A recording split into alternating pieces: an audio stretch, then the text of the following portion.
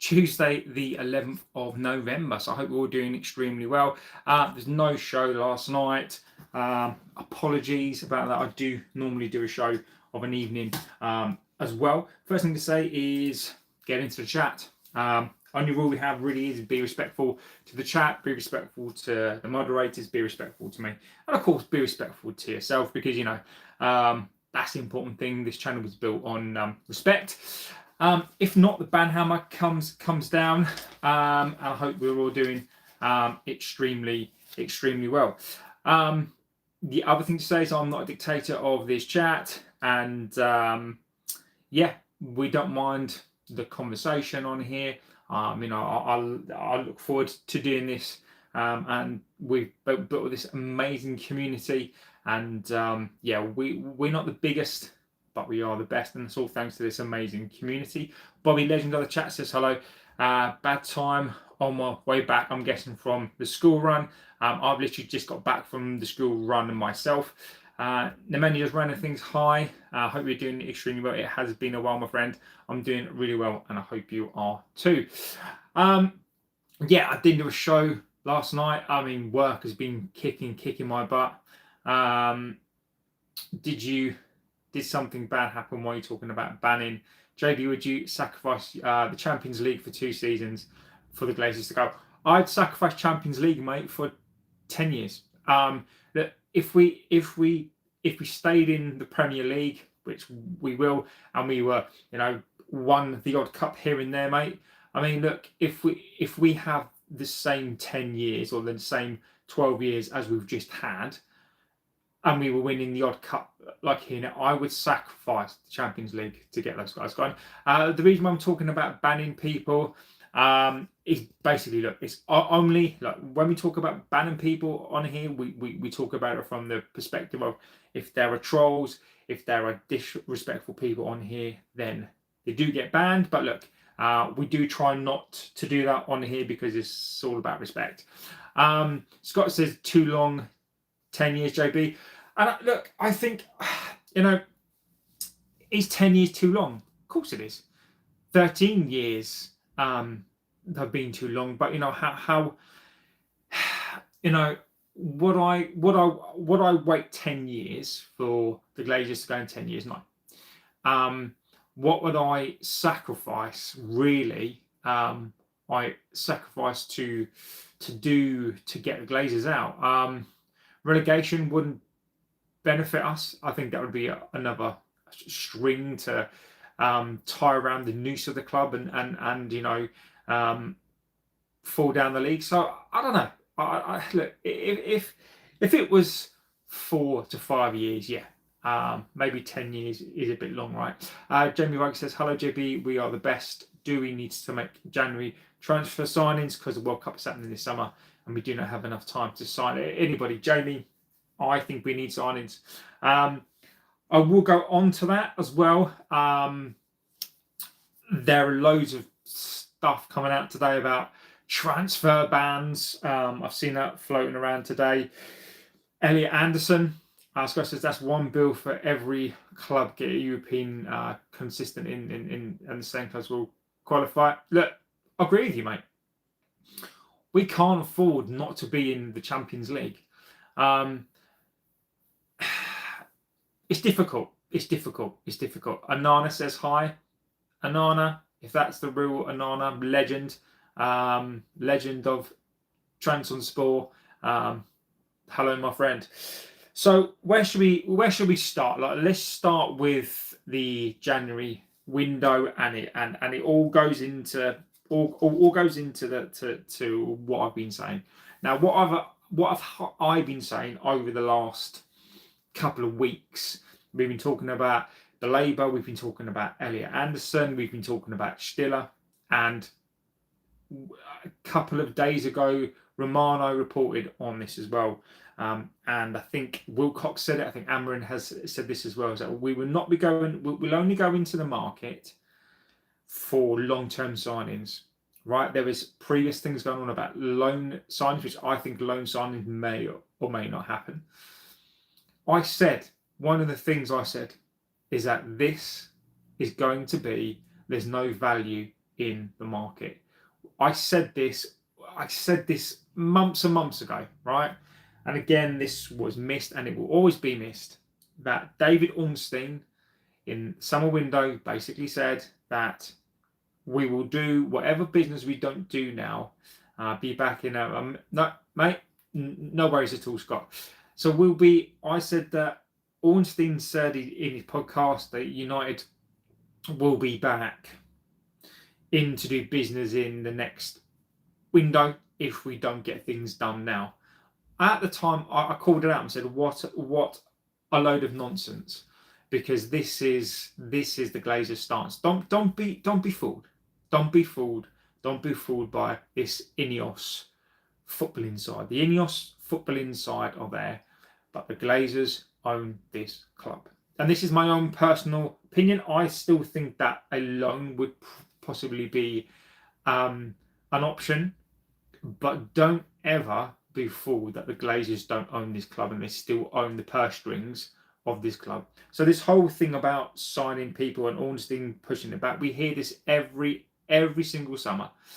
That and what we are getting now, instead of having the other idiots in charge of the club saying that there's no value in the market, us only going for and I'll tell you why as well, because it all fits in, right? Because one of the things we do here is we talk about logic, and we talk about the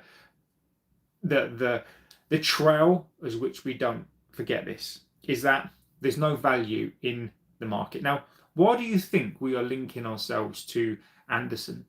Why do you think we are purposefully letting ourselves link to Stieler? Why do you think we are letting ourselves get tagged to a Wharton? It's because we know the price tags are high. We know these price tags are high. We know that we're not that club. We know that we're never. We've set ourselves up perfectly well. Mustang says hi. Hello, my friend. How sir, do you remember me? Of course I do. If we don't sign, Bobby says, if we don't sign those CM Perrin and Jan, we'll never sign them. And I'll answer that as well, because I think you make an excellent point.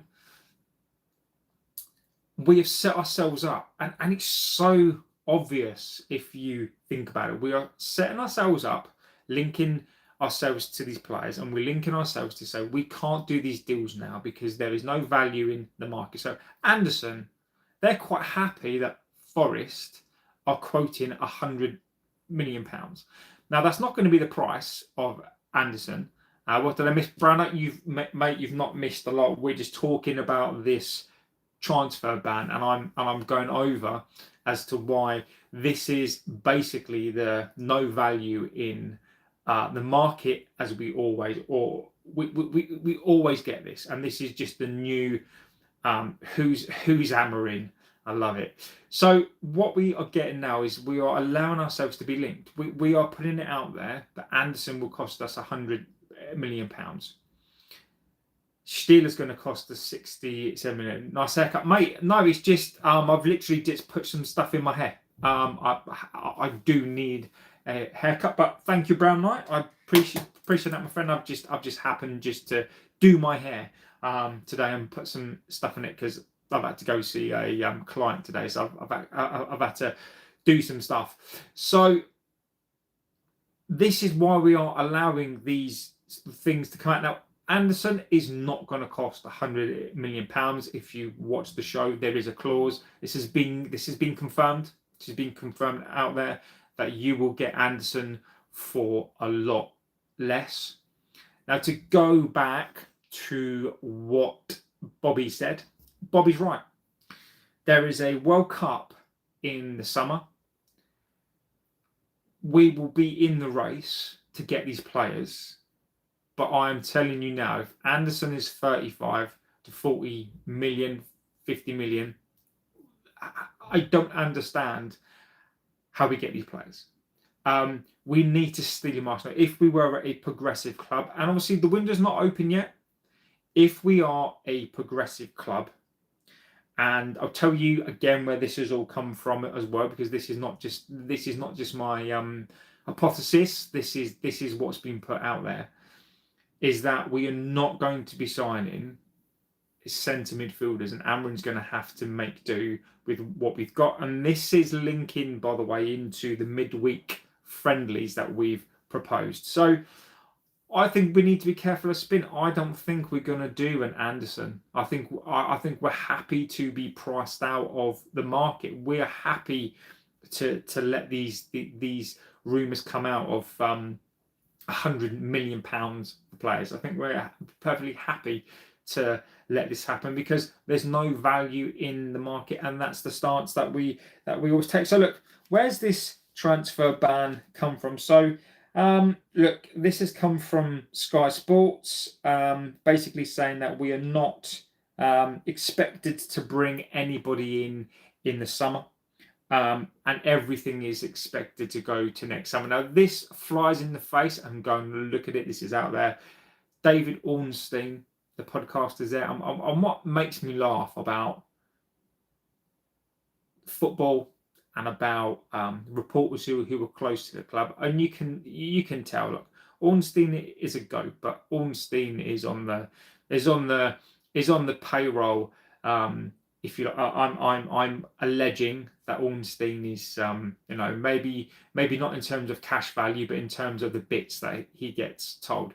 He said that United, whatever business they don't do in the summer, they'll do it in the January window. It's not going to happen. We hear this every single year, and it's not going to happen. Now, Sky Sports confirmed it. United are not expected to bring any players in. I think this is horrific. I think this is horrific news. I think this is probably some of the worst news that we can hear. This does link back into the midweek friendlies, and I will get onto that, and I will tell you why that is as well. Bobby says if we don't get our midfield signing in Jan, we won't get top four, which means no Champions League football and hard to get players in the summer. Brown Knight, really not a fan of throwing away our only advantage of having one game a week just to make the Glazers and Ineos a couple of million quid. Now, Brown Knight, and again, on here, that's what we talk about. This is what I love your guys' opinions on this stuff. I'm somewhere in between that. And I'll tell you why I'm not dead against it, but I do agree with that. Bobby, as we spoke about, we spoke about it on here, didn't we? We were basically saying, I was giving you my reasons the night before last as to the reasons why I don't think we'll get Champions League football, and I've got my special book that I write things in on, and one of my reasoning for not getting top four, and again, bigger channels out there talking about Premier League races and top fours. Two of the things that I pretty much said was like investment. If we don't get the investment that we need into this club, we will not finish top four. I've predicted between 8th and 12th, and I've not budged on that. I've not budged on that the whole season. There are a few things at the moment I've not budged on. One of them being Amorin should not be sacked. Amorin needs time. The other thing that I've not budged on is the position between 8th and 10th, because I've seen this pivot. I've seen this midfield. Fernandes will come into this as well, because I think this is all linked today. Unless we get an investment in this team in terms of the midfield that we need, and in terms of a proper midfielder, an investment in that, I don't see how we can talk about the one game a week. Like, the one game a week is right now is not an advantage. Like, I put it back out there, right? What advantage are we gaining from playing once a week? Now, I would say that, before this, that I would be expecting a bit more. You've got one game a week. Your intensity should be there. Your intensity should absolutely be there. But I'm of the opinion right now that one game a week is actually hindering us. I think that one game a week is actually not helping us. It's not helping us financially. It's not helping us with the squad. I'd like to see, and this sounds maybe silly to some people, I'd like to see a bigger squad. I'd like to have a slightly bigger squad where you get more options. We can't afford to have that because we don't have a big enough squad. So I think this one game a week is actually hindering us. I think one game a week is actually hindering the development of players. So when we're talking about one game a week is an advantage, I agree that it should be. I agree, if we were beating teams convincingly, we've not played well. I don't think we've played well. I think we've only played well twice. These players are not, these players on the outskirts of this team are not getting game time. And then the players we do play, they're only playing because Amorin has to trust this senior team. But we've got Casemiro, who's 34 years old, and yes, people are saying that this guy's playing the best football. He's not. It's just by comparison, everybody else is awful because we've got players who, whether we like it or not, some players are plug-in-and-play players, right? Some players they need a run of games. Ugarte being one of those players. I think he needs a run of games. I think Mainu is one of those players that needs a run of games to compete. So we're not going to have that. So therefore, what we need, in my opinion, to finish top 4 is we're going to need an Anderson. We're going to need somebody to come in and be able to come into this team and play. So I think that not having this investment, I think, will kill us. This is not in the show, but I will bring this into the show. Xerxes wants to move. Xerxes played something like 81 minutes. I think we've played 1,000 minutes of football. We've played 900 minutes of football. The guy's played 81 minutes of football. I would, if I was him, I'd absolutely demand a move. As much as we pay his wages, as much as Šeško, nobody knows what's going on necessarily with Šeško. He could be out for 2 weeks. He could be out for a month and a bit, and it's going to take him time to come back. Again, he's not the most confident of players. So Xerxes would have his time, but if I was Xerxes, I'd be just like, I'm off, mate. Like, you've given me 81 minutes all season, and now you want me to play. And as soon as Šeško comes back, who's to say he's even going to start? So, this one game a week stuff, I was of the opinion before the start of the season that this could be what we need. Now, Liverpool, the last time that I think it was Slippy G season, Liverpool were playing one game a week, and they were intense, and they were doing some great stuff, and they nearly won the league. We're the complete opposite of that. So I think this one game a week is not helping us. I don't know what the circumstances are as to why that isn't. So I think that's where we are. I think it's horrific. I think not getting a midfield signing or some sort of signing in the next window is going to be horrific. And I just hope that this club will, if it doesn't happen, I hope this club understands the ramifications of what it is that they're trying to do. And I will link that now back into the midweek games and as to why I think that that could actually help us a little bit. So let's get back into the chats a little bit. Isn't really a realistic target for the team that finished in 15th last season. And I agree with you. I've been saying this. I've said this all season. The majority of this team are still, they finished 15th, are still here.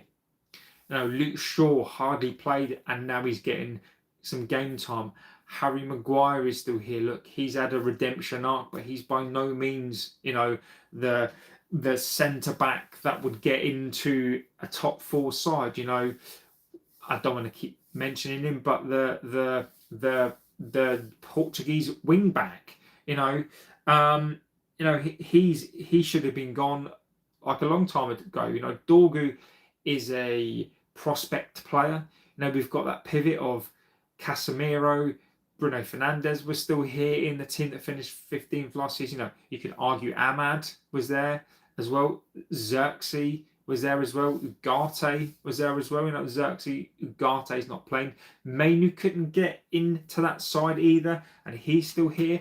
So that midfield, those signings are going to be absolutely horrific. Let's get into this as well. Isn't yet. We will forget signings, Bobby. That's a big if. Casemiro can't last 60 minutes in one game. Imagine if we were playing 3 games in 8 days like we used to. Well, we are, mate.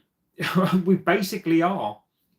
After this international break, you do realise we are literally playing 2 games a week. We're playing a game every 4 to 5 days. That is what we're doing. Tulip Play says, "What's up, JB? Hello, Tulip. Hope you're doing extremely well." Ugarte can't pass wind. I love that. Tulip Play says he does look a bit constipated. Ugarte, I don't know what is going on with Ugarte. I just don't know what is going on with him. I think he needs a run of games. I think he's not the sort of player that I think can just not play. I don't think he's got the tenacity to do that. I don't think he's got the drive to do that. I think what we've seen here with these players is you've got players who, if they're not in the team, then they almost turn off. They turn off and you almost don't keep up that intensity, because I just think they feel, well, I'm not going to play. No, I'm not going to be too intense. And why should I do that? It's almost like they don't want to do a job for the team. Bobby said we won't finish top half the season because we won't finish bottom half of the season because Anana's not there. I just saw Anana in the chat. I've got cold sweat, man. Give me PTSD. Anana was in the chat. We need to get rid of players who don't perform within 2-3 seasons. All the top teams do this. Only United keep best players for 5 seasons. I agree with you, S7. I do agree with you. We have a lot of comments on here, right? They basically say you should support the team whatever happens, right? So match day comes along, and my philosophy is, we talk about players after the game. We talk about players, and then during the international breaks, I think it's important to discuss players. I think we try to be respectful to players, but we still got to call it out. And you get people that go, "Oh, you just should support the team." So when the team are winning, you basically just have to support every single player in this team, irrespective of who's played bad. Now, my problem with that is, yes, while I think we should be supporting this team, and I do during a match, unless you identify players who are not performing as well as their counterparts, how do you then upgrade your team? How do you progress? And I think you're right. If you've got players who are not performing over 2 to 3 seasons, now you can caveat that with youth players, right? You can caveat that with, look, if you've got a youth player like a Mainu, right, plays well in season 1, season 2, not great, wasn't really getting a game. Season 3, not good, not been good so far. Hasn't had a lot of game time. So that's when you start to go, look, is that youth player good enough? You could argue if he was having a lot more game time, then yes. But he's not. So with players like that, you could probably give them 2-3 seasons. Ugarte, senior pro, into his 2nd season. I don't think he's good enough. But again, he's not getting the game time. So it's so difficult. It's so hard. And I think a lot of it is that we don't have games. Now, this is where I will link it into the midweek games. And this is why I actually think that this is a good thing. Good afternoon, Steve. Hope you're doing extremely, extremely well. So, midweek games. This has been spoken about weeks and weeks ago. We did talk about this as well. Something from Cristiano Ronaldo was talking about how he thinks that Saudi League is more competitive than La Liga. He thinks the Saudi League is better than what people think. And I saw somebody saying, well, if Cristiano says it, then it must be true. I mean, Cristiano's getting paid, what, £1 million a match, £1 million a week, like £500,000 a week. He's going to say that. If you're a Saudi club and you've based your Saudi league on one player, as much as I like Cristiano, as much as he's a legend of this club, I'm not going to take his word for how good the Saudi league is. Mate, you're their poster boy. You are. Cristiano is the poster boy of that league. So I don't take too much into the account. And yes, you can argue that there are players there that are good players, and we'll find out if what I'm saying is coming out, my backside or not. But when you've got somebody who's the poster boy of that league, who is getting paid £1 million a week or wherever it is, saying that this league is amazing, take that with a pinch of salt, because he's not gonna bite the hand that feeds him. He's not going to say, oh, this league is the worst league in the entire world. I'm sure contractually he has to say that this league is the best league in the entire world. So I'm not overly taking the word of somebody that gets paid the Saudi pound. Now, where I sort of have to concede this point is, I never thought that I'd be saying this, that I actually think that midweek games are a good thing. Now, I don't know how long the flight is or how long the commute is to Saudi. I think it can't be any more than 3 to 4 hours. I mean, you'd probably spend that on a coach from Manchester to, I don't know who's down south, to London, right? So I've got no problem with that. And the reason why I do agree with it ultimately is because it gives us an opportunity to bed players in. Now, imagine if you're a Mainu or you're a Xerxes. Imagine having, you're going to play on a Wednesday. I know it's not a proper game as such, but imagine you're going to get the opportunity to actually play games. You know that you're going to get minutes. Also, in some respects as well, imagine if you're United and you play one of the teams out there and they actually get to see your players and they think, oh, actually, Ugate's not a bad player. So you're playing in Saudi. Saudi are going to look to potentially buy some of your players, and they're going to see him firsthand. Imagine Ugarte plays a blinder, I don't think the competitiveness of the games are going to be fantastic. But imagine if Ugarte looks amazing, maybe you then will get sales from those games. And I never thought again I would be saying this, but imagine again you're getting money from paying from the league. Now, the fact that we're having to watch, and as we know, having to tuck our hands down the back of the sofa to get a couple of pounds out, £10 million, I don't know what it is a week, or 8 million a week, or whatever it is that we're going to get paid.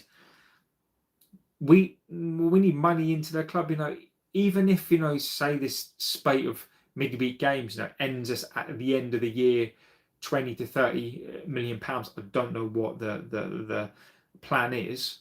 That would be, as an amount of money would go a long way to this. So I think it would then give us a chance to see Ugarte play, give us a chance to see Mainu play, Kone play. Who's to say, even from a perspective of Saudi teams coming over here?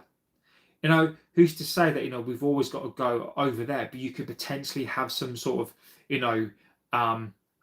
not additional league, but you can almost have that Premier League series or wherever it is, and you could almost have the home and away games. And whether we like it or not, one of the things that's hindering this club right now is the fact that we don't have those additional games. And people will say, oh, that's fine, it gives us more time to train.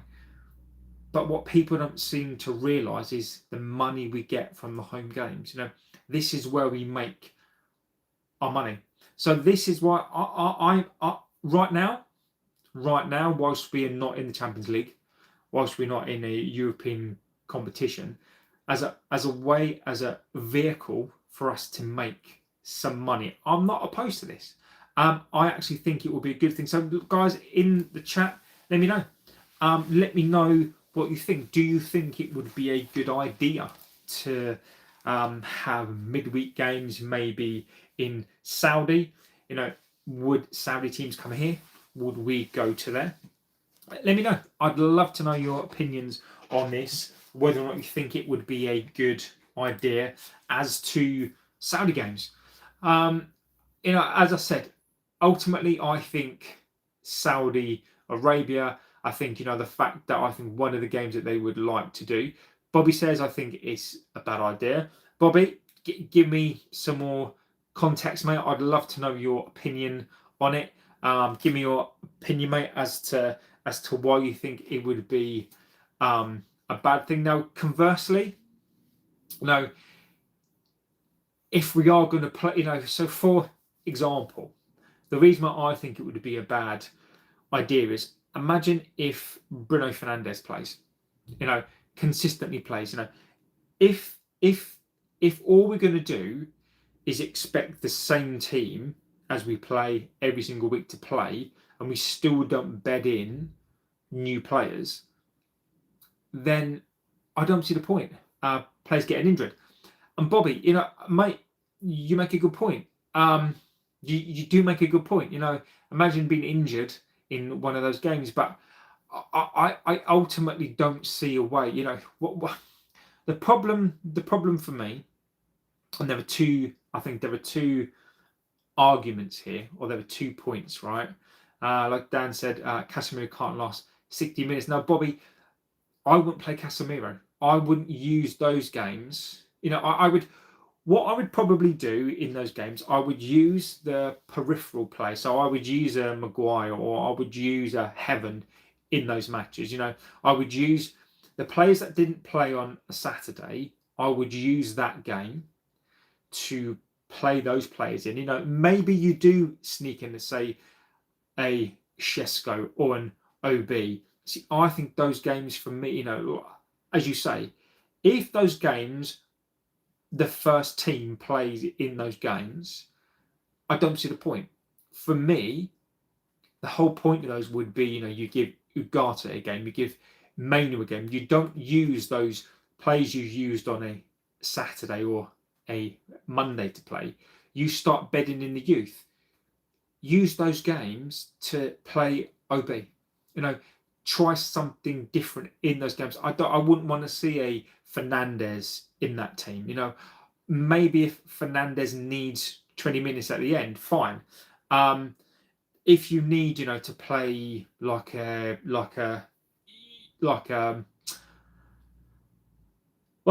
Maguire in there, just to give him some time, I don't mind that. But as long as this is a vehicle to actually give players the game time, otherwise I'm with you. If this is about making sure that Fernandes plays some more games, then there is no point. So for me, the only way that this works for me is that if this truly is an opportunity for us to play like a Kone, imagine if this is about, and this is what I would agree, imagine if this is about, you go out there and yes, you give Scotty's back, legend. Imagine if you give, OB a game and Shesko doesn't really play, Bruno Fernandes doesn't play, and you play Mainu, Kone. You give these substitute players and youth a chance. And yes, you take a few odd main players. I'm up for that every day of the week. But as you say, it has to be that sort of agreement, because there's no point taking Fernandes. Well, what do you learn? There's no point taking, an Ahmad. There's no point taking a Casemiro, because they're not going to last. So I'm in agreement with it, as long as there's certain criteria and certain elements are. I don't know, that there's a money aspect. But there has to be more than a money aspect. This has to be about this team progressing, and us actually giving game time to these different players. Steve says, these international breaks kill me. It's bad enough having to watch England, but no cup football. We are losing momentum. I agree with you, Steve. I agree. We have, every single international break is like we stand still.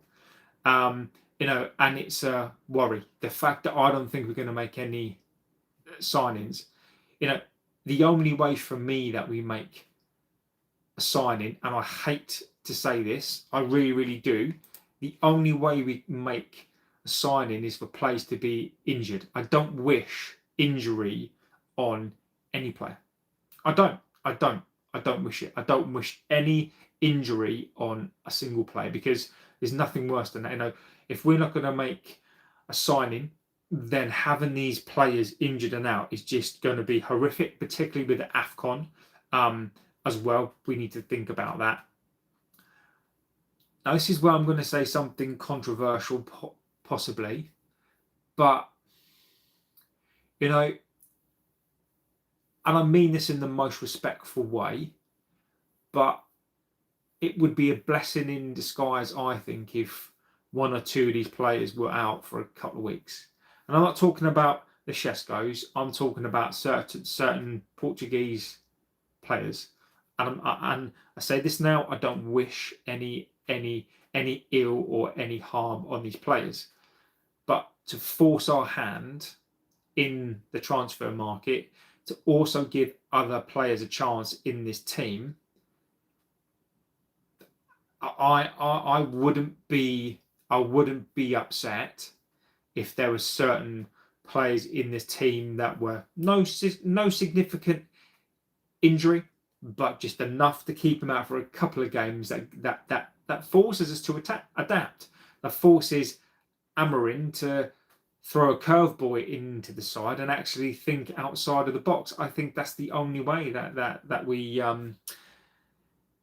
do stuff. These international breaks, can we say that? Yes, I agree, but it would be good to give bench players a game, but wouldn't benefit the first team. International breaks can do, and I just need my weekly football fix. I hate international football. England suck. 5359 says hello. Shaw and Delo.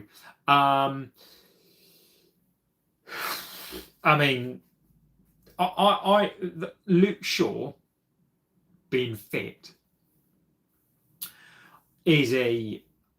I'm baffled by it. I don't know how Luke Shaw, talking about Luke Shaw has made me throw this away. Talking about Luke Shaw being fit for 10 games, medical science, and whoever's keeping him fit needs to be looked at, because I don't see how Luke Shaw is fit.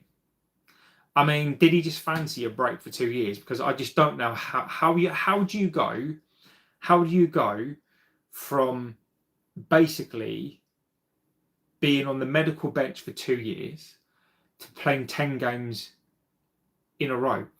I don't get it. I'm baffled. Steve says, I think he's showing Portuguese bias just in performances. I don't disagree there. Luke Shaw, if fit, not fit. Luke Shaw is only fit when there's an international tournament around the corner. Luke Shaw has been stealing a wage here for 2 years. World Cup, yeah, that's true. Junior Gabba says, I think if United don't sign midfielder, they're not getting top 4. I agree with that completely. S7 says, I remember Rooney once said players fake injuries I'm sure Luke Shaw is one of those. It's difficult. It's difficult. It's difficult. Like, I celebrate players coming back, right? If you've got a player that's injured, and then they come back. Look, I am happy for Luke. Like, I'm not going to lie. I'm happy for Luke Shaw, the fact that he's back. Luke Shaw needs to be sold at the end of this season. I don't know how we do it. I don't care if we loan him out and pay part of his wages. A fit Luke Shaw. Liam Mill says, hi, hello Liam, legend of the chat, my friend. I would get gone. I really would. I think we've spoken about that many times in here. I would get the lad gone. I don't think he contributes and adds much to this team. The thing that he adds, which I'd never thought I'd say, is that he adds being here to the team. He actually adds availability.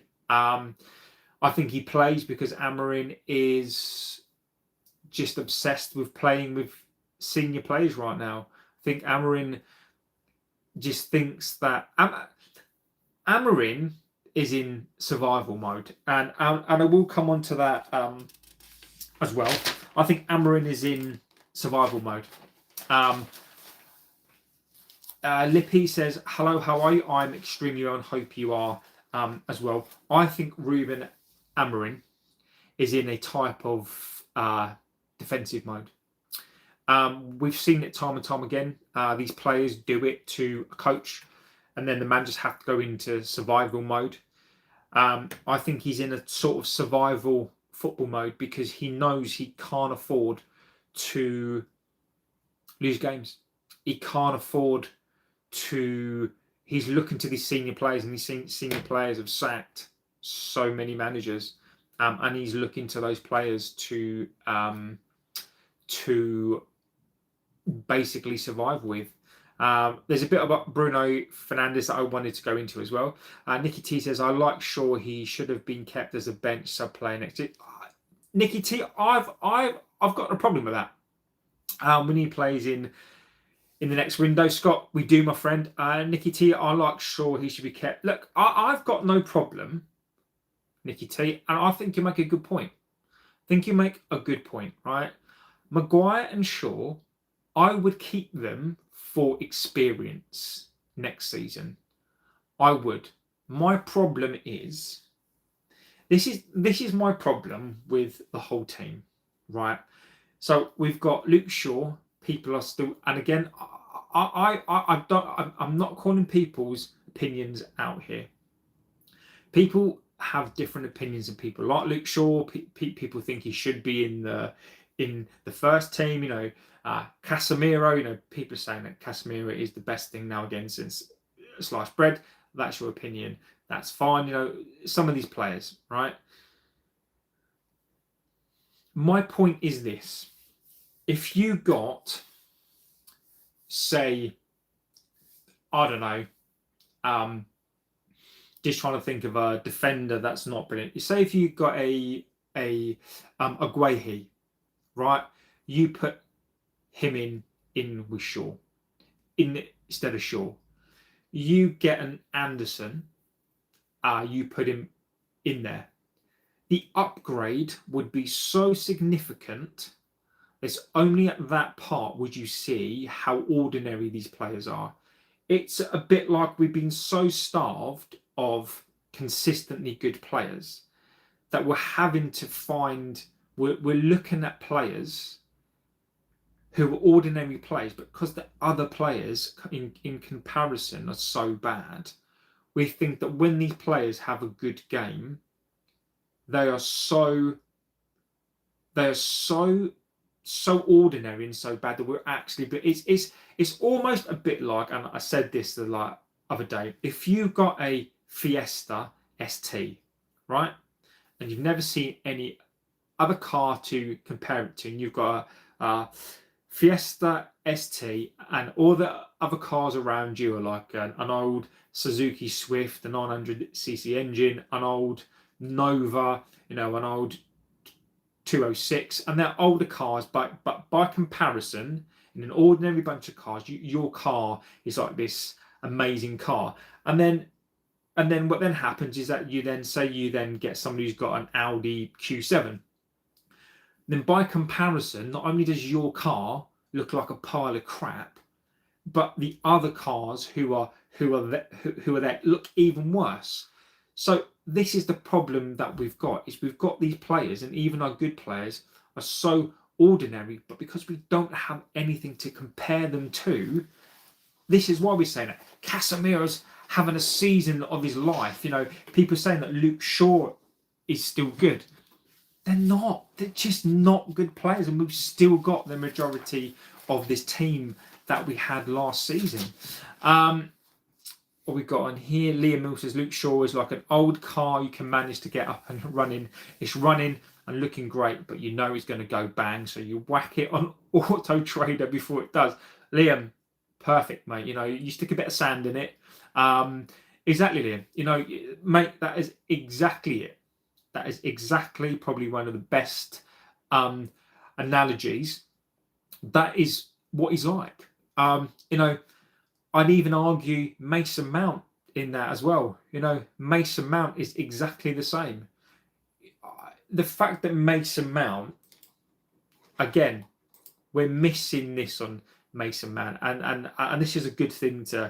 The international break is a good place as well now to almost look back on what we've done so far, right? Mason Mount hasn't featured that much, and people seem to be missing this. And I don't know if this is a biased thing, but Mason Mount's minutes are being managed again. I think Mason Mount is not fully fit again. Mason, and again, this whole rhetoric around Mason Mount, how he's been this brilliant player this season. He's been improved, but we're managing minutes. Our number 7, that number 7 shirt, which is so iconic to this club, the number 7 shirt is in retirement, is in semi-retirement. Mason Mount, when he comes on, he's okay, but he's barely playing. He's not really played in the last couple of games. Mason Mount it's almost like we've managed Mason Mount to this international break to give him a break. And this is what we're dealing with when we come into these players. 7 Steve says Rooney was probably the last player that understood you die for that badge, not had player luck and attitude like that since. Saying you like Luke Shaw is like saying you like your wife after 25 years together. You just put up with her.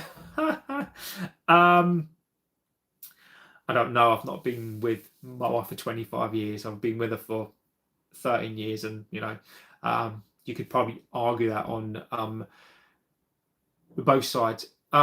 Steve, I think you make a good point. Rooney. So Rooney, when he was playing for Washington, right? I don't know if you remember when the ball was lost and he must have been 33, 34, and he sprinted all the way back, did an amazing tackle, and then stuck a 60-odd ball onto like whoever it was, and they scored. Rooney was that type of player.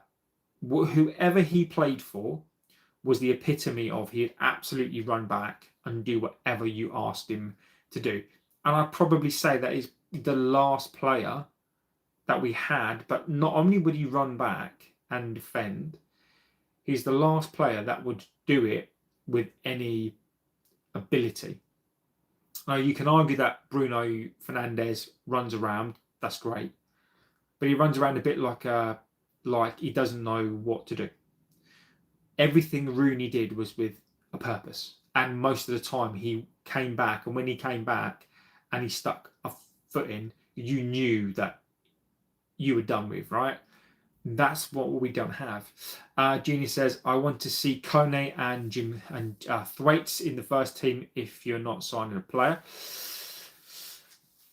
They're going to get nowhere near this team. I'd love it. It'd be so good to get these players in. Nikki T said that's a good point. Scott says neither have I. I can't put up with her. She Besiktas. So Bruno Fernandes. Bruno Fernandes. I wanted to go on a little bit about him, and again, so this is not about Bruno Fernandes. So there are 2 points I wanted to come on to, which I think are the sort of same thing. Basically about James Ducker and Laurie Whitwell coming out the last couple of days talking about what's happening inside the club, making comments of what's been going on inside the club. My first reaction to that is these effing players again. These effing players. I can't stand some of these players. And I mean, look, this is not an agenda. You know, we will come on to it, but we've got quotes from them basically saying that Amorin was crying with anger after the loss last year. I mean, where is the sanctity of players in that room? Goa says, hi. Hello, my friend. Where is the sanctity and the respect and the honour of this team, whereby what goes on behind closed doors stays beyond closed doors? You know, these are, and when we're talking about the inconsistency of these players and shutting themselves down, this is what I'm talking about. You know, Scott says, I don't understand why we won't get players when we have players going to AFCON. Exactly. It says, Animus normally says, Delo and Ugarte are stealing a living at this club. I'm not going to disagree with that. So I just wanted to bring Bruno Fernandes into that whole debate now about players behind the scenes. So James Ducker, Telegraph, Laurie Whitwell, the Athletic, putting information out there about what's going on behind the club's doors. You know, my first reaction to that is, again, who's feeding this? You know, we've accumulated and we've still got these players. You know, whether it's players, because we do still have players who are out on loan, we have these players who are just, they're just not United players. They're just, and as Steve says there, you remember the United, this is where we go back to leadership, when have happened with Keane or Robson as captain. And you're right, Steve. You know, I'm this sort of person that is a little bit old school, right? And what I mean by that is that when I go out, right, I'll always let my wife go first through a front door, right? I'll always open doors for people, right? You know, if I'm like the last person, you know, like if I'm going to walk through a door and I can see somebody, you know, walking through the door, I will wait there until, like, you know, sitting down for dinner, you know, if we go out for dinner, you know, I'll always make sure that my wife is served first. I'll pull out a chair for her. I always say please and thank you, because as you say this, Steve, standards, right? Just small little things in life and you set standards, right? Also, you know, if anything goes on, Sarawak Bola, I'm very well, and hope you are too. There are certain, you know, things, and again, what goes on behind JB. Exactly, Scott. Well, to be honest, Scott, I never pull out, but no. There are certain things that, you know, for example, you know, if you know, I've got siblings. I'm one of 3 boys, right? You've always got each other's backs, right?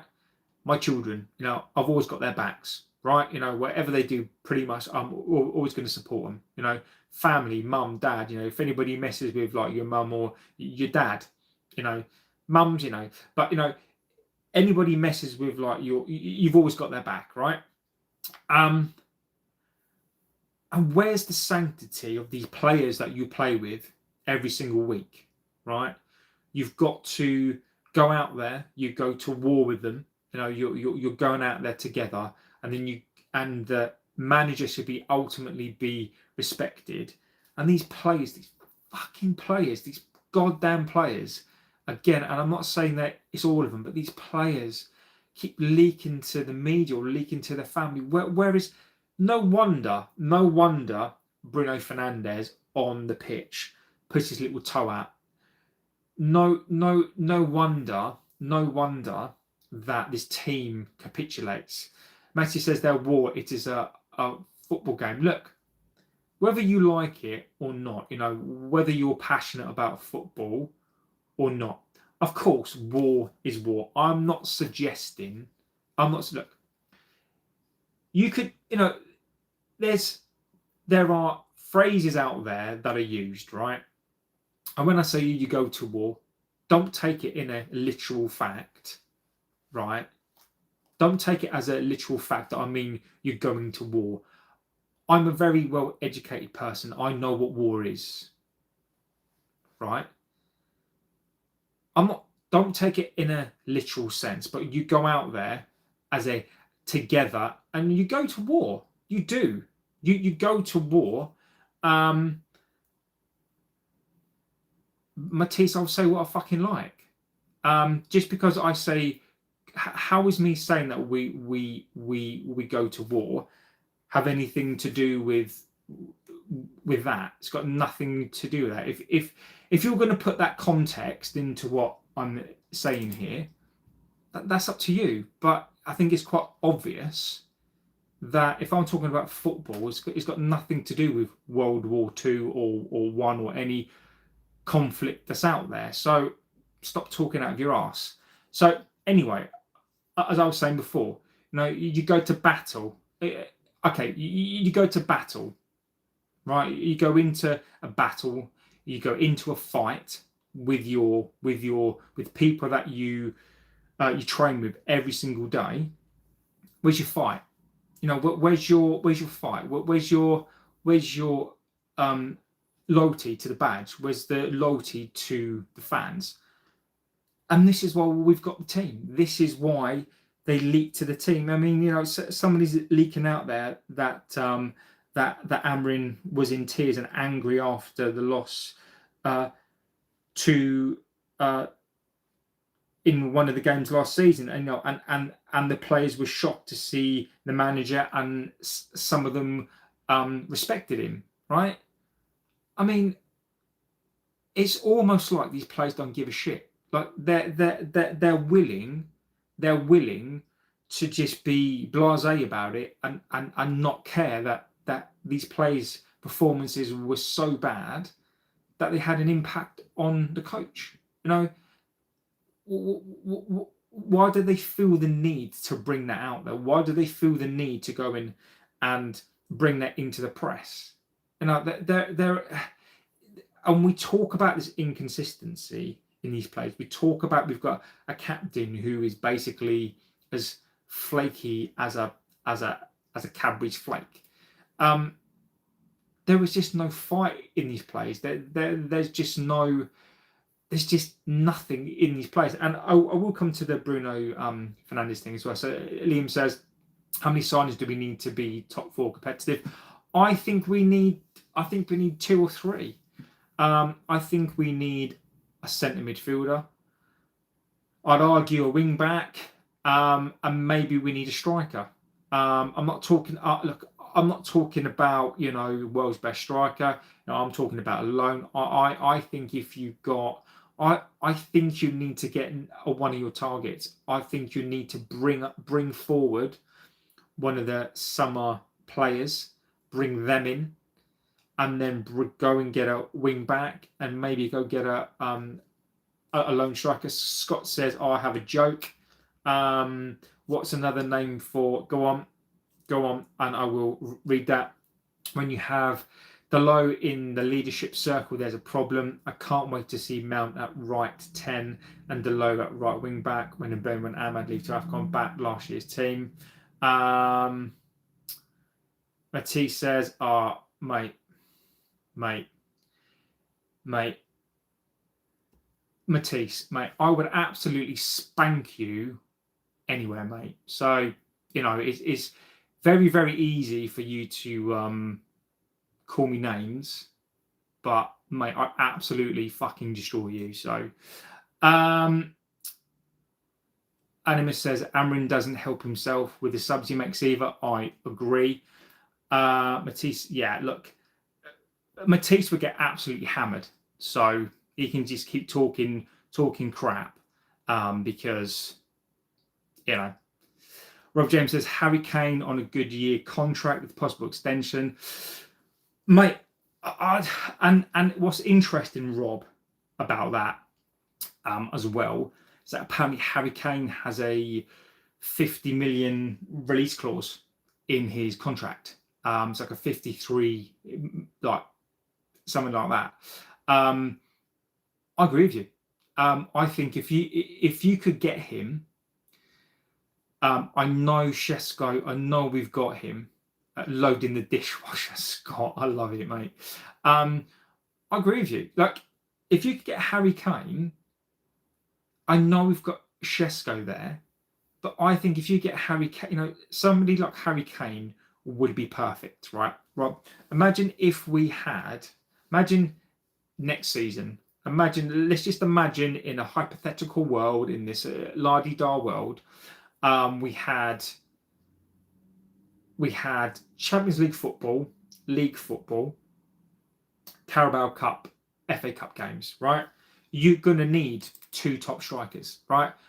You're gonna need somebody like a Harry Kane for Champions League football, and Shesko would get more than enough game time, and he'd get experience with Kane. Now, and I totally agree, and I get the argument why people wouldn't want a Harry Kane, but if money was no object in terms of, you could get players like that in terms of an experienced player, I'd go do it.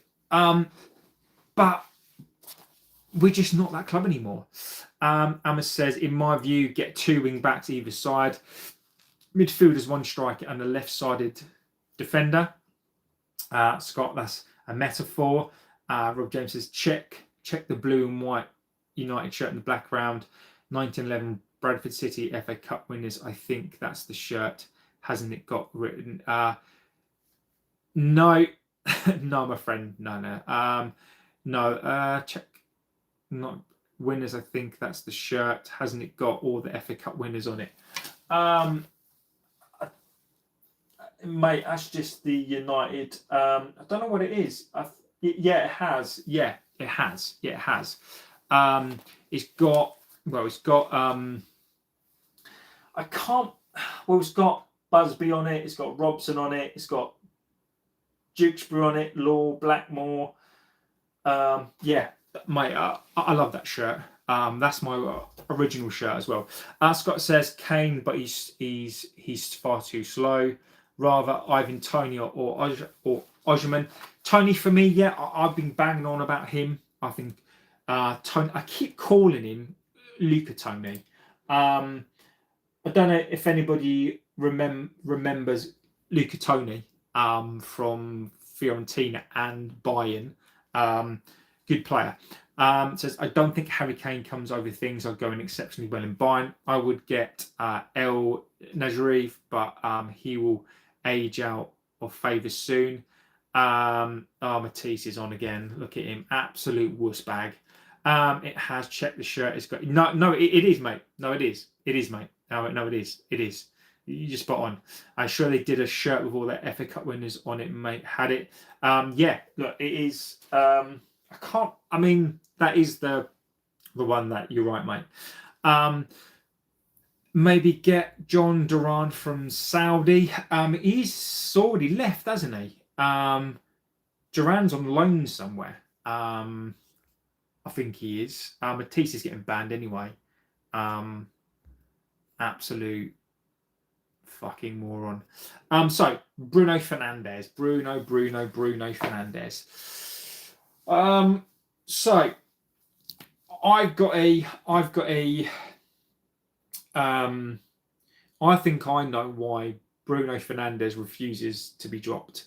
I don't think it's particularly, I mean, I'm sure most of you have already thought about this. I think it's quite obvious. I think Bruno Fernandes doesn't get dropped because I think Amorin would lose, and we have mentioned this before.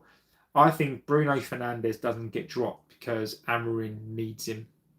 He will lose the team I think Bruno Fernandes is basically controls this club. I think he controls the players. I think Amorin needs him as an ally in this team, and without him, I think he loses it. Now, why is that an issue? I think it undermines the coach.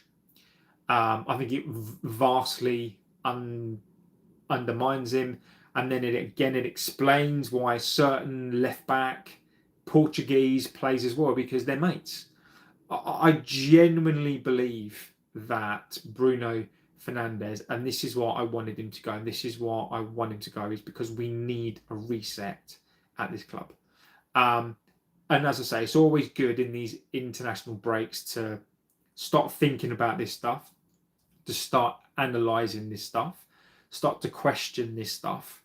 I truly believe that one of the reasons, and because we're all wondering why, because I do, why certain Portuguese players play more than, and we spoke about that they are, I don't know, are they distant cousins on their mother's father's side? I don't think that's it, but I think the two players play together. They're both Portuguese, and I think that Amorin needs Bruno Fernandes on side for survival, which links to my whole point of this, is that Amorin is playing survival football. That is what he's doing. He's trying to survive by playing these senior people. And Bruno Fernandes, he needs him. He needs him. Whilst Bruno Fernandes, whilst I do agree that Fernandes is a good player, I don't think he's been good for a long time. But I think that is the reason why Bruno Fernandes plays, is because he has to play. Amorin needs him right now. Bruno knows this. I think Amorin needs him on side, and I think that's the epitome for me of player power. Instead of having, and I think somebody made a comment, I think it was yesterday, the day before, talking about why we should build a team around a player. We should build a team around him. This is the problem. What happens when you build a team around the player? They're so intrinsically linked to everything that goes on in this club. And again, I think Amorin maybe had a dig about that, about players needing to all be leaders in this club. But this is why, over the years, this is why, even though we had Roy Keane, Robson, those sorts of players, they led it, but from a different way. It wasn't all about them. They led by example, whereas Bruno Fernandes, I think he leads by the fact that I'm going to play, so therefore I'm a leader, and if you want to come into this club, then you've got to appease me. And that's where I think we are. I think the favouritism doesn't come from Amorin. I think it comes from Bruno Fernandes being in control. I think Bruno Fernandes is in control of this club, and I'm not saying that this is a purposeful thing. I'm not saying that Bruno Fernandes does it on purpose. I'm not suggesting that Bruno Fernandes, and I'm not getting on his back in terms of how he's playing. I just think right now, for me, I think it's abundantly clear that there is something here that why certain players play, and I think it's all about Amorin surviving. I think it's all about him. It's like when you start a new school and you're trying to get in with the popular people, and you try and get in with those kids who are going to give you a step up, right? I think Amorin is undermined completely. I think Amorin is frustrated. I think last season he was. I think this season now, I think Ineos has given him a bit of power. And I think that's why you see the players' attitude have changed, because Ineos have come out. And whether, I've got my strong opinions on them, but I think last season that is what you saw. I think I still think that Amorin is picking him because he needs him. But I think one of the differences is that now, as much as Bruno Fernandes still cultivates a culture that's around him, I think that now Amorin uses him because he needs him. But I think the difference is that now I think Amorin has the backing of the football club, and these players to a degree know that, but there's still player power. I think there's still player power. I think Bruno controls a lot of stuff. And I just wonder, how we proceed. And I wonder going into next season, and this is why I want Bruno Fernandes out, is because he's not captain, he doesn't lead by example, and I think he has more of an impact on this club than I think people seem to get. Check the shirt, it's got all the winners on it. No, it has. What have we got on there? Duran on loan. We've been linked with him from Barcelona. Can't spell his name, but he's from the Leeds. What's his name? Rafinha. Rafinha, I think it is, isn't it? Maybe Ferran Torres. Duran on loan at Fenerbahce. It's in the contract. Outreach. You could be right, mate. You could be right. There's a guaranteed amount of playing time for him in his contract. You could absolutely be right.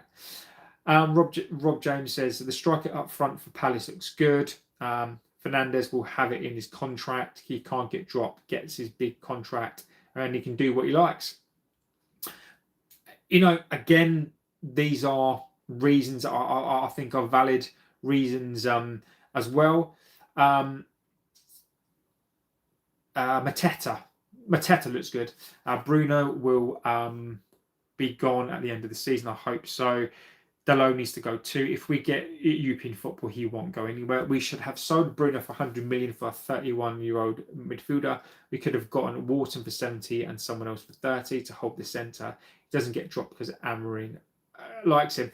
And guys, get in your opinions. Like that was my theory. That's my theory. Again, you guys get into your theories. What do you reckon is going to happen with Kobe, Mainu, sold or kept? Rob, I think that's a damn good question. I think the jury's out. I think that the jury is out on this one, my friend. I think that it can go either way. Get your opinions in. This is the show. This is your show. Get in your opinions. I'll read out your comments on that as well. What will happen to Kobe? I think this is why we need midweek games, right? Because I think Kobe will get in. I think Kobe should play. Amorin has even said that Kobe deserves to play. We've got 8 games. So when we come back from the international break, we've got a month.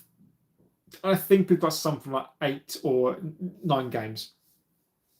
What's going to happen to Kobe Mainu? We will know.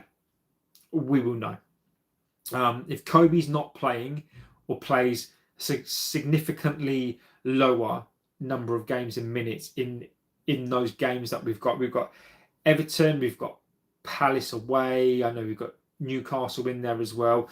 I'll tell you. Let's have a little look. Let's have a little look. Let's do this. Let's do interaction. Let's do this. Let's do it. So, right. So these are the games. Right. This for me will tell you if Kobe Mainu will stay or not. So we've got Everton. We've got Everton away on the 24th. We've got Crystal Palace. We've got Everton at home on the 24th.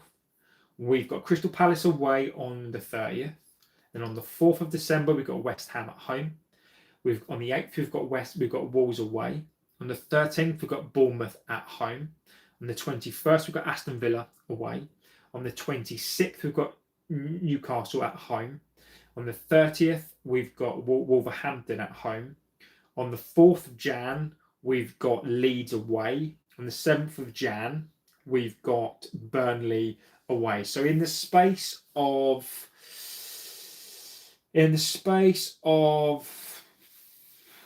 what's that?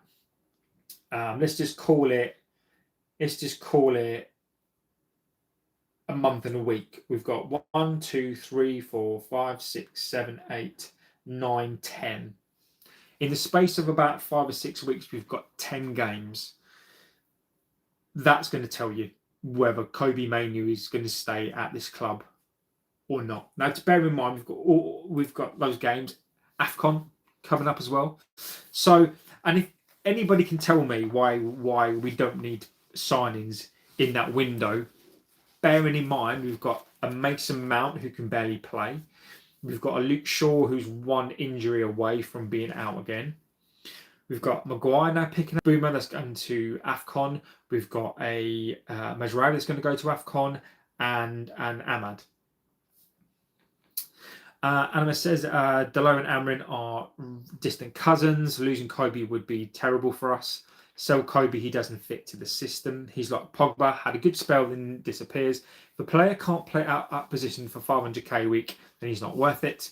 Keane Vieira, Gerrard Lampard, even Carrick, they're better. There is no way Bruno is leaving at the end of the season. Slices have said, I disagree. I think if United don't get Champions League, I think Bruno Fernandes will go.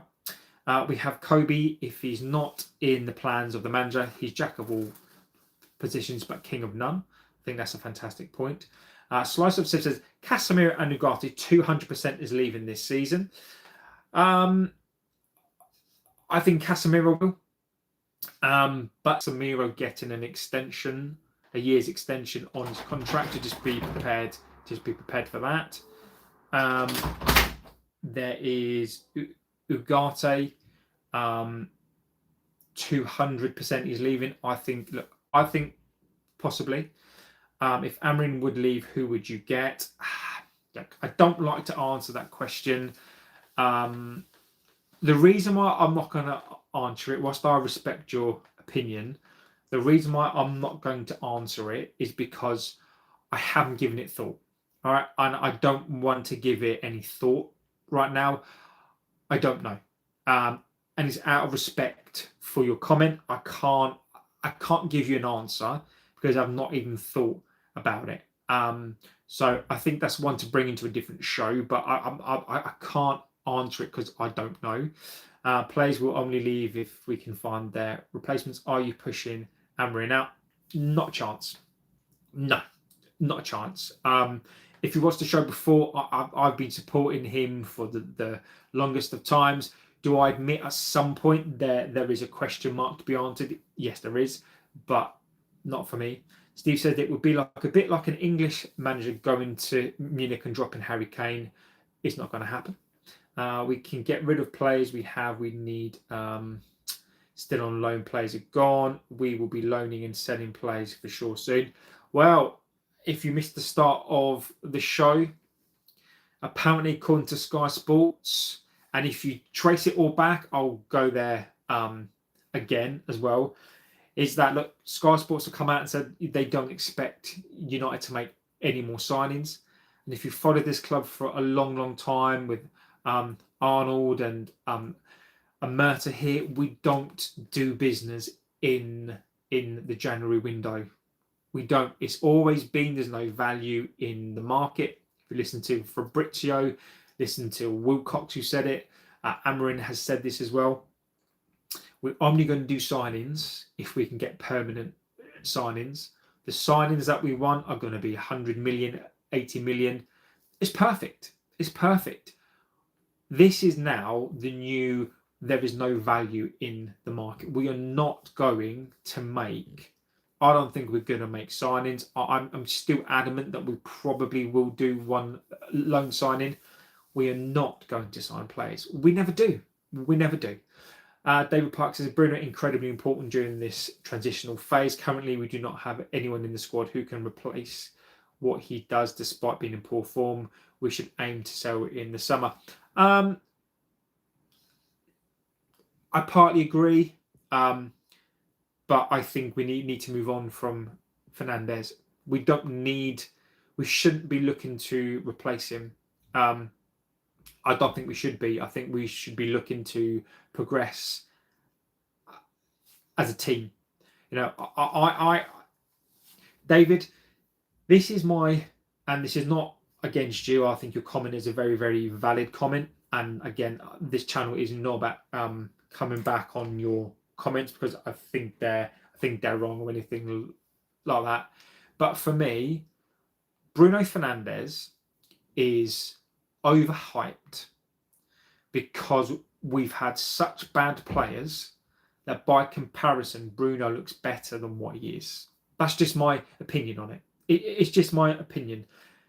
Fernandes has been a good player, but Fernandes is made to look good because I think everyone else is so bad. Now, the fact that our two number 10s, we signed two good number 10s, Bruno Fernandes doesn't look great compared to those two.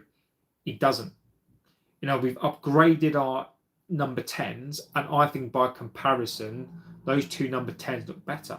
So if we were to upgrade that number 8 position, Bruno Fernandes wouldn't get into this team.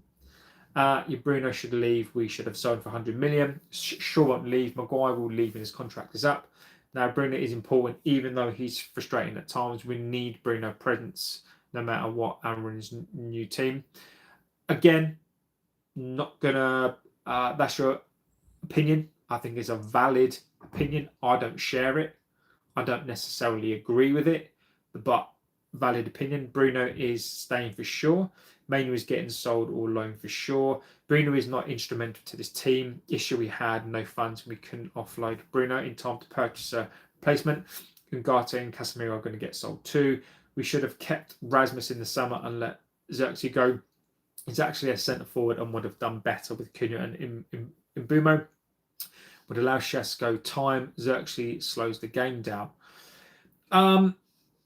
David. Again,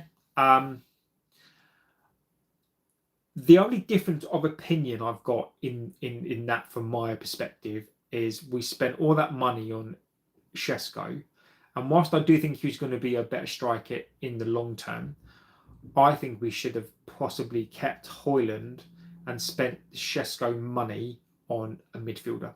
I think Højlund, I don't know what we were thinking that Šeško was going to be. I think we should have kept Højlund. With hindsight, I still like the Šeško signing, but looking at the signings that we need this season and looking at Šeško's, the way that he plays and only the way that we service the striker, Rasmus would fare the exact same. So I would have probably have liked to, with hindsight, not because I think Šeško's not going to be great. Šeško's going to be a beast, I believe, but I think it would have been more beneficial for us this season to have replaced a midfielder, got a midfielder rather than replace a striker. Everton, Palace, Wolves will really test us and push us to the limit. Our next 4 or 5 games are ones we should win. Manu has played 43 minutes competitive football in 10 games. Who should we get in the January window? United, Kobe Manu should be playing at 10. Place Bruno at number 10. We have to give Amorin time. Changing the manager would start in the process all over again. We have done that for 10 years. He needs another 2 summer windows to get the players he needs. David, agreed. Agreed. 100% agreed. We're not moving on from Fernandes. Subshare's not sure. You really think Amorin will sell Bruno? I think there's a significant amount of people that do, mate. I think there's a significant amount of people, including myself, that think that we should sell him. And think that I think I'd rather use the money elsewhere and rebuild. But I also respect people that like him. I'm not gonna call that out. I think that you can. Someone's going to be right and somebody's going to be wrong, right? I just think it's time to move on from Fernandes. I do.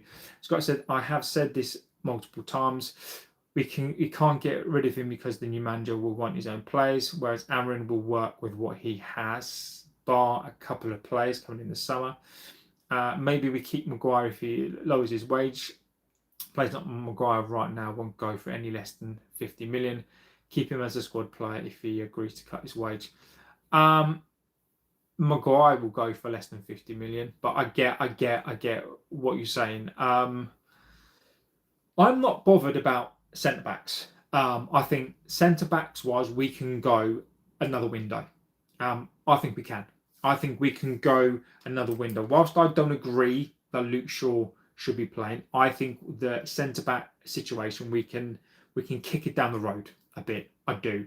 I think the wing backs are different. I think we do need some wing backs, and I think we need centre midfielders. So I don't mind. I wouldn't mind keeping Maguire for another season. I'm not opposed to that. Euro, etc. Fine. It would be nice. It's a nice to have, but I think we'd be okay. Time to cut the umbilical cord. I don't need Bruno. We should have got a Premier League proven striker, Mateta. We need a defender with pace. Can't be using too many slow defenders. I agree, but we need a player like him at times. 50 million for Slabhead, that's far too much. No striker will work in this team until we sort out the midfield, who can create chances and tackle. I agree. We can go for Guehi as well. I did a show on Guehi. I think we should get into that race. I think he's going to go to Bayern or he's going to go to Liverpool. That's what I think that we are with that one. Instead of Shesko. What about OB again, Josh? Leeds Edit says hello Leeds Edit. What about OB again?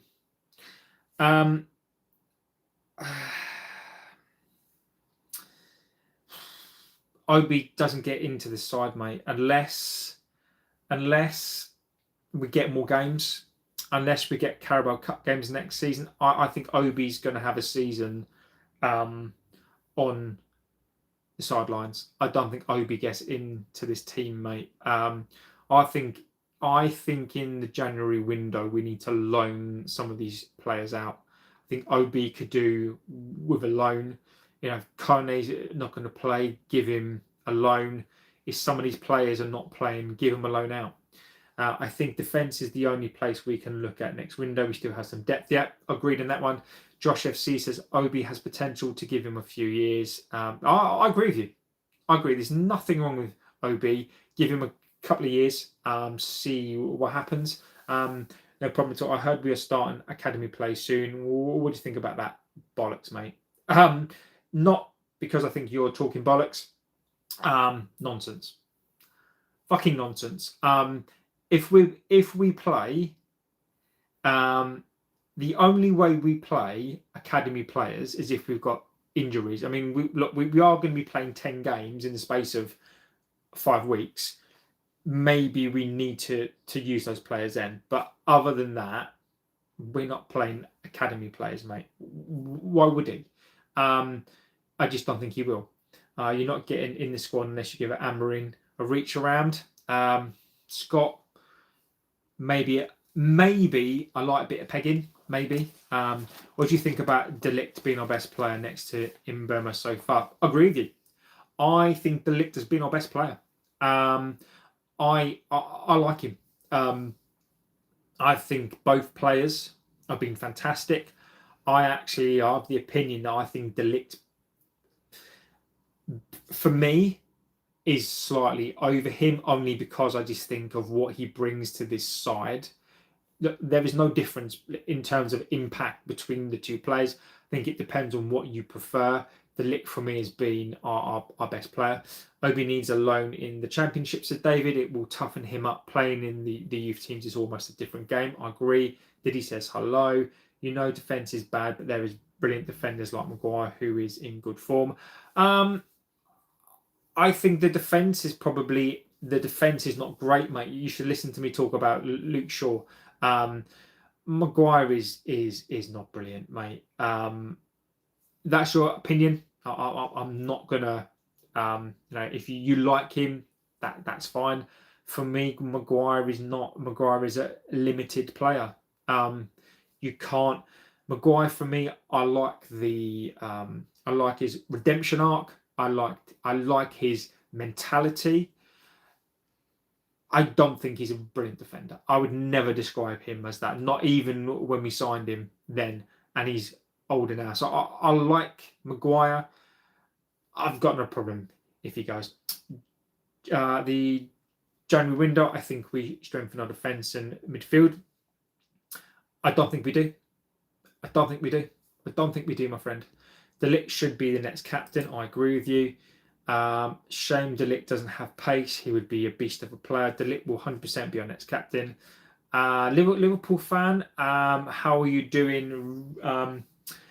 I do remember you. Aren't you the Liverpool fan that apparently is a player? Give OB what Wolves did to Jota. Maguire will always have a mistake in him because he's slow. Because he is slow. So look, guys, on that note, I am going to go. D says Luke Shaw is not in original position because Luke Shaw can't play left back anymore. He can't play left wing back. Luke Shaw is Luke Shaw. I've said enough on that subject to last me a lifetime, so I just want to give him a little bit. So what do you think we're doing in the window then? So what do you think he's doing in the window? So this is coming from Sky Sports. This is coming from Fabrizio. This is coming from the club. United will only sign players who are long-term players. They're not going to do any loans. Liverpool fan says hi. I'll come into that as well. Who do I think is going to win the Premier League? I think Liverpool. I think Arsenal or City are going to win the league. They've both said that. What this means is this another way of saying there is no value in the transfer market. We're not going to do business. The only business that we will do, the only business we will do is at most a loan signing. That's all. We will not. We've got too many centre backs, wing backs. We're just not going to do anything there. Midfield is the only place that I can see us making a loan signing. Anderson's been quoted at 100 million.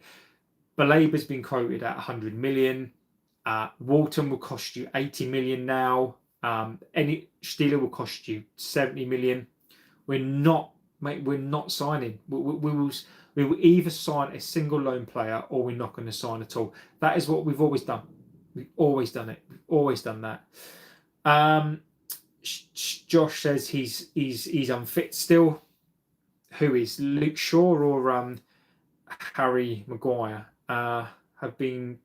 United have been quite good though.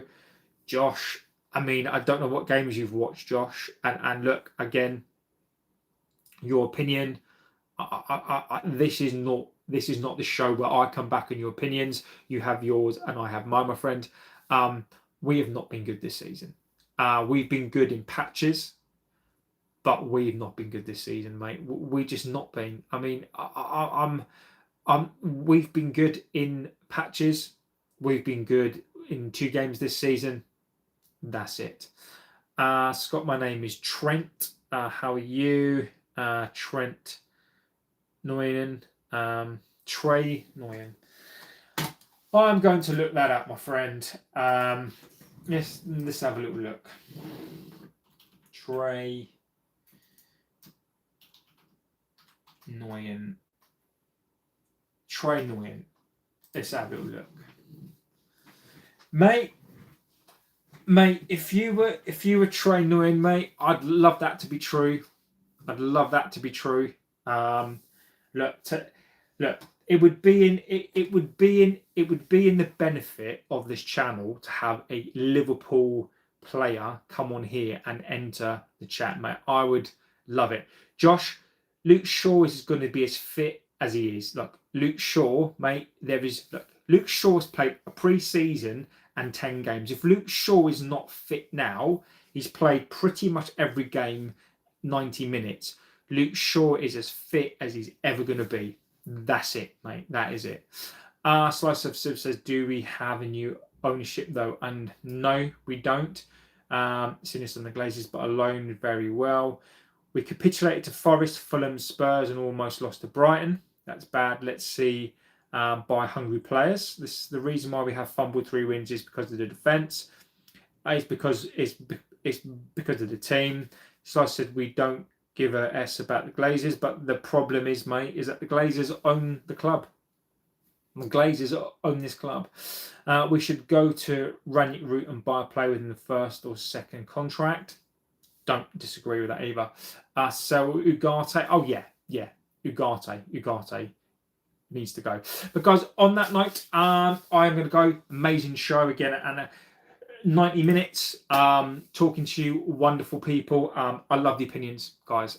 Look, what can I say? I love the difference of opinions. I love the fact that you all have your different opinions on players. Yes, Scott, I will be back tonight. I'll do a show tonight.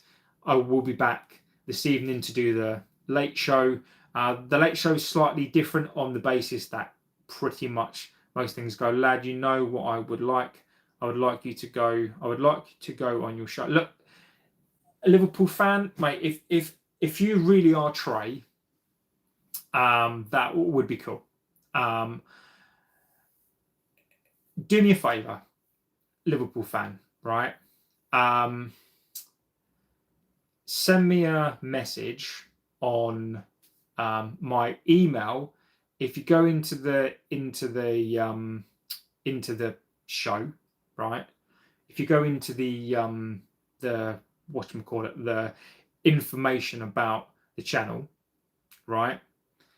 Send me an email and we'll talk about it. Because if you are a Liverpool player, mate, I'd love to get you onto the show. But I don't just give anybody a slot on the show. Casemiro out of gameplay token. Like I say, the mentality of this team now. JB, Sir Jackie, legend. So yes, I will be back tonight, probably around 10 o'clock, 10:30. It does depend on what happens. Like I do this around my job. So let's see what happens. But yeah, I will be back about 10:30 this evening. Give Jackie Matreas back. I love it, guys. So yeah, thank you, guys. As I say, I absolutely love this show. I love your opinions. We don't always agree. This is why I do read out your opinions, because I think it's important for you guys to have your say. And I will continue to do so. So look, have a good rest of your morning, afternoon, evening, wherever you are in the world. I will be back this evening. You're all legends. Thank you so much for being here. And I will see you this evening. So take care, and I'll see you in a bit.